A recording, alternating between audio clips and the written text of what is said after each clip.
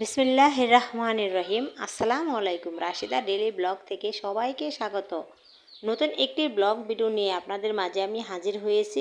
আশা করছি সবাই সম্পূর্ণ ভিডিও দেখে যাবেন।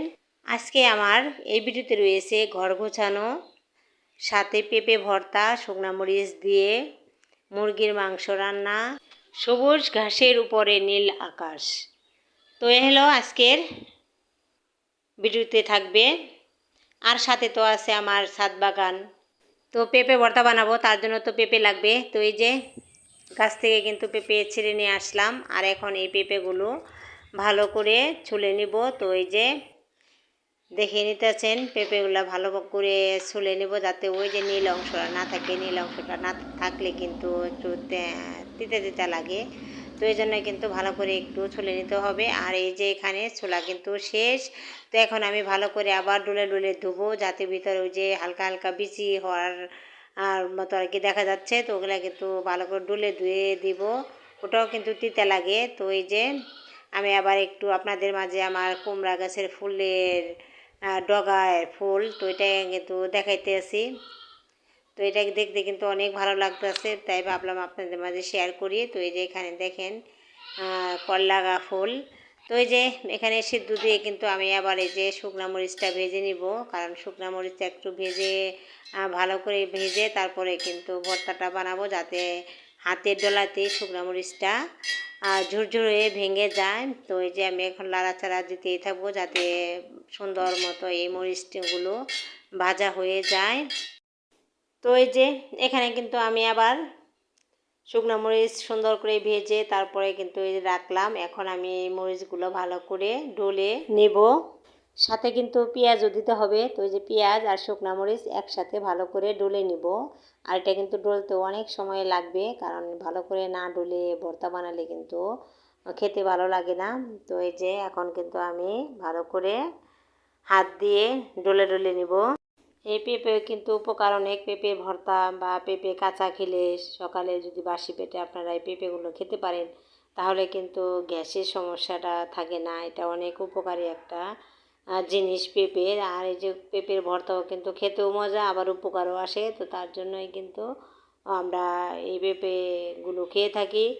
তো আমার কাছে তো অনেক ভালো লাগে পেঁপে ভর্তা, তার জন্যই কিন্তু আমি কয়েকদিন পর পরই পেঁপে ভর্তাটি বানাই। তো এখন যেহেতু আমার ছাদের থেকে এই পেঁপে পাড়া যায়, এখন আর সমস্যা হয় না। আর আগে তো নিচ থেকে পারতে হতো, অনেক কষ্ট হইতো পারতে। তো তার জন্য একটু আলসি করেও পারতাম না। তো এই যে আমি কিন্তু ভালো করে এই যে মরিচগুলো আর পেঁয়াজ ভালো করে ডলতে আছি। এখানে কিন্তু সরিষার তেল এখন দিয়ে ভালো করে মাখবো, আর লবণ কিন্তু আগে দিয়েছিলাম। তো সরিষার তেল দেওয়ার পরও কিন্তু ভালো করে মেখে নিব। তো এই যে এখন কিন্তু প্রায় হয়ে গেছে। এখন আমি দিয়ে দেবো সিদ্ধ করা এই যে পেঁপেগুলো। আর পেঁপেগুলো এত সুন্দর হয়ে নরম হয়েছে, এত সিদ্ধ হয়েছে যে দেখেন আমার ধরানো লাগে না। তো এই যে আমি এখন ভর্তাটা ভালো করে মেখে নিব। আর পেঁপে ভর্তা দিয়ে ভাত আমরা কিন্তু খেয়েছি, আমি আর অন্য কোনো তরকারি খাই নাই, এত মজা হয়েছিল। তো আপনারা কিন্তু এভাবে বানিয়ে খেতে পারেন সকালবেলা গরম গরম ভাতের সাথে পেঁপে ভর্তা। তো ওই যে 1 প্লেট ভাত কিন্তু খেয়ে নিলাম। হাতে মেখে ভর্তা বলেন আর তরকারি বলেন, এগুলো যদি হাতে মেখে আপনি বসাই দেন বা তরকারি বসাই দেন, ভাত ভর্তা বানিয়ে নেন, এগুলো কিন্তু খেতে অনেক ভালো লাগে। কারণ হাতে মাখা আর ব্লেন্ড করলে কিন্তু ওইটা ওরকম হাতে মাখার মতো মজা হয় না। তো এই যে দেখেন আমি তো খালি ভালো করে মাখতে আসি যে পর্যন্ত না সম্পূর্ণ পেঁপের সাথে এই মরিচগুলো না মিশতেছে। তো এই যে আমার কিন্তু ভর্তাটা হয়ে গেছে। তো দেখেন কি সুন্দর একটা কালার আসছে, অনেক সুন্দর। তো এই যে এদিকে কিন্তু আমি আবার অফ ক্যামেরায় তরকারিটা বসাই দিয়েছিলাম। তো এই যে আমি ঝোলের জন্য পানি দিয়ে বলক কিন্তু এসে গেছে প্রায়, এটাও তরকারিটাও হয়ে গেছে প্রায়। তো এই তরকারিও কিন্তু নামিয়ে নিব। তো দেখেন আপনাদের দেখায় তরকারিটার কালারটা। তো তরকারির কালারটাও কিন্তু মাশাল্লাহ অনেক ভালো হয়েছে, আর এটা খেতেও কিন্তু ভালো হয়েছে, কারণ আমি যেহেতু খেয়েছি, খাওয়ার পরে কিন্তু এই ভিডিওটা আপলোড করা হয়। তো এই যে দেখেন এখন আবার ছাদে আসলাম, কারণ রুমের থেকে একটা পাখির ডাক শুনতে পাচ্ছি। তো পাখিটা কিসের জন্য এত ডাকাডাকি পারতেছে, তো ভাবলাম একটু দেখে আসি। তো এসে দেখি ওই যে আমার সেই প্রিয় পাখিটা।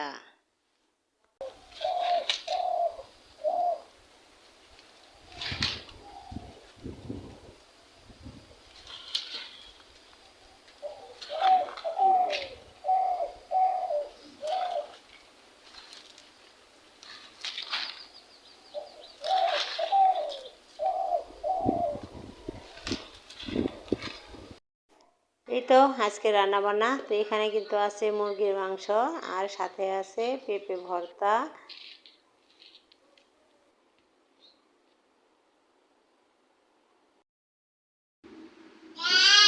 ভাই, তোমার নাম জায়ান? তোমার নাম জায়ান না? তুমি এদিকে আসো। এই যে ভাই, জায়ান ভাইয়া, দেখো বাইরে কত রোদ আর বাতাস, নীল আকাশ। আজকে আকাশটা কিন্তু অনেক সুন্দর, অনেক। দেখাই, আকাশটা অনেক সুন্দর দেখা যাইতেছে, এই যে অনেক ভালো লাগতেছে।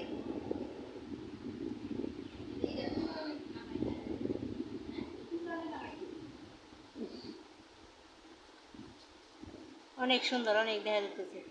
আকাশে মনে হয় কি কি পানি, মনে কি পানি রয়েছে জইমে, পাহাড়ের মতো দেখা যাইতেছে।